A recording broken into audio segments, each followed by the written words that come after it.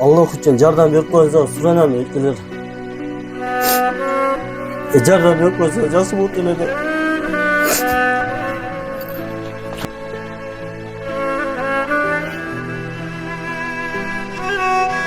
Buna hazır şu 4 aylık balаны baş miyesi satqanı megen. Buna qaralar ne ekan şonda? Bunalar polny su, başındaki su.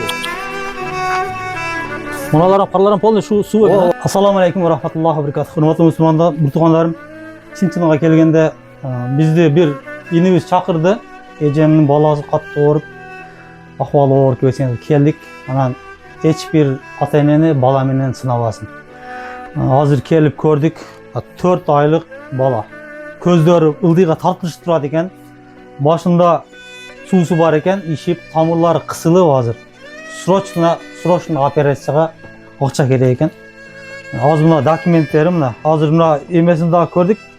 Баланы башында су бар екен да. Ошоны азыр ата-энеси дагы жардам сурап кайрылып чыккан жерибиз.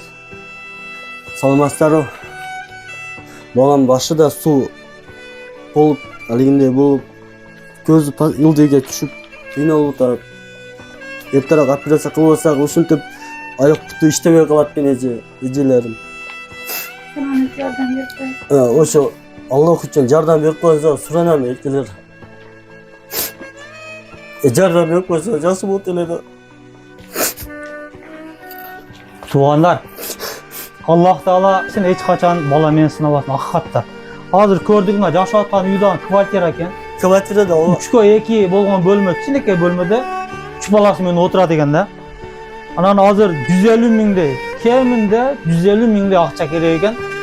Азыр мына келин айтып отурат, УЗИге барып түшсө, УЗИде врачтар урушуптур, эмне кылып жүрөсүңөр баланы? Аялым уруш берген экен да, ошол эмне кылып алып жүрөсүздөр, караштырып жүрөсүздөр деп аялым катты урушкан экен, эмне кылыптыр да. Урушуп калыптыр.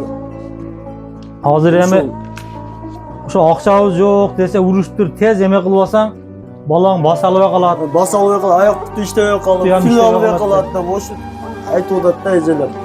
Акелерим ошондой жардам берип коюңуздар, суранам. Аллах үчүн жардам берип коюңуздарчы. Урматтуу туғандарым, келиңиздер. Аллах Тааланын жолунда ушул үй бүлөгө жардам берип коелук. Жок дегенде лайк, класс басып бөлүшүп коюңуздар. Атасы менен энеси ыйлап отурат. Баламды сатап калайлык.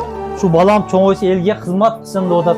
İnşallah bu bala dağın çoğuy bir vraç bulur, elge faydası yetiren bir insan bulup çoğuyor inşallah. Hiç kimde başka bunday kündüz halvasın tuğanlar. Kelingizler, küç birlikte olup biz az yemaklarını koyup veririz. Şu üybülüge yardım verip koyunuzlar. Jaş üybülüken hazır ila oturdu da atası dağın apası dağınca. Kelingizler Allah Taala'nın yolda hizmet kılıp yardım verir şu üybülüge. Ötte sroçna 150 ming kamida 150 ming akça gerek ekan. Hozir je O'shqa je Bishkekka, je O'zbekistonga chiqish kerak bo'ldi. Ekkodan birovga jo'natish kerak bo'ldi. Yordamimizni so'raman ejelar akalar. O'sha Alloh uchun yordam berib qo'yingizlar. Tuğanlar, kelingizlar yordam kutib qolamiz, emma qo'yamiz. Alloh taolo barizga yordam bersin. Like, lasdan ko'p bosamiz. Assalomu alaykum va rahmatullohi va barakatuh.